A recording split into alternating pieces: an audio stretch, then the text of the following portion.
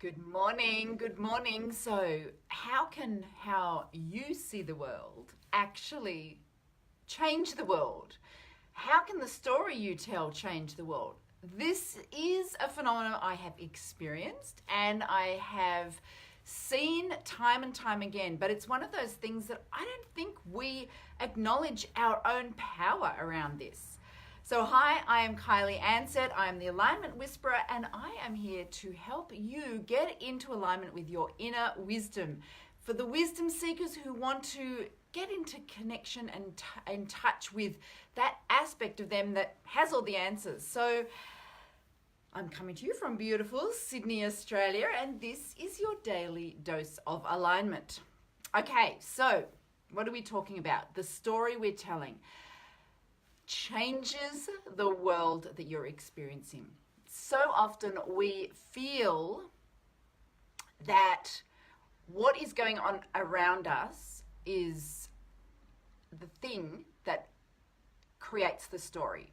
And what I'm just inviting you to do, and what I've been playing around is with flipping that on its head, is with telling the story which then creates the world around you. Now, at first, this is a little bit, it kind of doesn't sit perfectly well because you're like, but that's lying. Like, that's not telling the truth, because if the world is like this, then I have to be faithful to that and I have to tell that story. So I'm sure you've heard of this thing called artistic license or poetic license, and it's often used in terms of where someone who is a creator of stories, a producer, a director, an author will take a factual situation and kind of twist it a bit to make a better story out of it.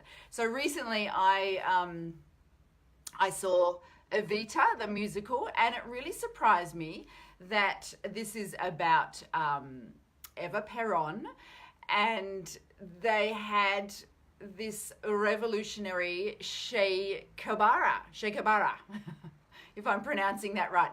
He was in it, and it was like, I don't know if that quite makes sense, because I don't think they were around at the same time, and they weren't. They kind of were, but not the way they had it in the show. So this is the thing: we've all got poetic license over our own lives. If what's his name?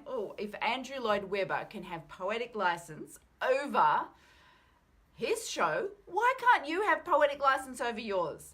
Now, if you buy into this, you got to buy into it to begin with. Like, first of all, if the story that you're telling is going to have a direct relationship with the world around you, why not be the creator rather than just the narrator?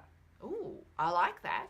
Why not be the creator of your story that is your life, rather than just a passive, okay, this happened, that happened, this happened, that happened. Like, that's kind of boring, and it's very passive, and it's kind of disempowering. Now, this is something that is very, it's what we do because it's what we've been taught to do. We've been taught to be passive about the way we tell our story and completely truthful. Now, does that mean that you go around telling great big lies? Well, that's, we're not talking about energetically being out of alignment with who you are. But if things are happening to you that are not part of the story you want your life to be, what a lot of us do is this belongs to this belongs to my cat, as you're probably assuming. This is Jasper, who's decided that my knee is the best place to be while I'm sitting here doing my live streams. What we often do is when something is not going so well, we tell that story over and over again. Off you get, honey. We tell that story over and over again. Okay, we say this bad happened, that bad happened, and then they did this, and then they did this, and that story that happened to us once becomes a story that we bring forth over and over again. Now, the problem with this is, okay, sure, it may be factual, but on a chemical level, your body does not know the difference between something that happened 5 minutes ago or something that is happening to you right now and a story that you are retelling. So your body, all the chemical interactions and hormonal interactions that happen when you experience something that's frustrating, that makes you angry, that makes you fearful, that makes you depressed, all of that chemical stuff is being brought into your body. So on that aspect, like that's just crazy, because when you think of it, every single illness or dis-ease, imbalance in the body begins as a chemical misalignment. And if some situation happened to you yesterday, 5 years ago, 10 years ago, whatever, and you're telling the story of that over and over again, and especially if it's something that is emotional, that brings you bring emotion with it, well, then you're creating that chemical cocktail in your body over and over again. Now, if that's not a recipe for disease, I don't know what is. So that's just on like a practical, my naturopathic head kicking in comes to tell you that. But from the perspective of creating what's going on around you, if you told a story that was in alignment with what you know your purpose is, and that starts to be the story you tell, and you edit the bits that you are not wanting to bring forth more of, edit them out. Now that doesn't mean they didn't happen, it just means you're not going to be telling the story of them. Those things that you would prefer didn't happen, get your editor's red pen and cross them out and stop telling them. That's first of all. And for the things that you really do want to happen,